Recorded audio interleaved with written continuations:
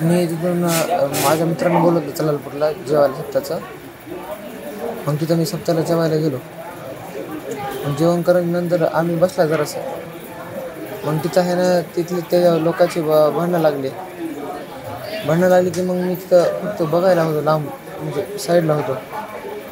मग तिथून भांडणं सगळं झालं की आहे ना मी असं मित्राला आहे ना तिकडून परळीमधून शिवाजीनगरला सोडलं आणि तिकडून रिलायन्समध्ये जाऊ लागलो.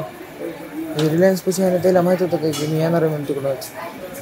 मग तिथं आहे ना त्यानं 4-5 गाड्या घेऊन मला डायरेक्ट रस्ता रोखला, अडवलं आणि मारहाण करून गाडी बसवलं आणि तोंड दाबून वरून नेलं. कुठं नेलं? त्या वरी रत्नेश्वरी डोंगराव. तिथं मुला ओळखत का? हां, तिथं मुला ओळखत ज्याने मारण केली. आता बघितलं सो ओळखते.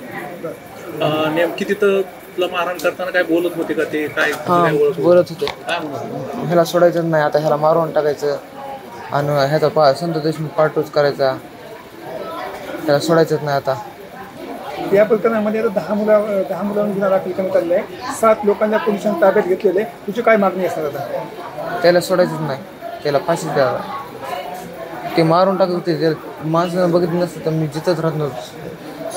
काय हत्यार होते त्यांच्याकडे तुला माहिती? ती तसली म्हणजे कत्ती होत्या, अजून लोखंडाचे रॉड होते, असे बांबू होते, म्हणजे लाकूड. वरून ती दारूची बॉटल असते का, दारूची बॉटल फोडले, म्हणजे डोक्यात घातली पण फुटली नाही ती, पण अजून घालू लागले. माणसानं वाचलं नाही तर. दारू वगैरे काय पिलेले होते? गांजा वाटतं.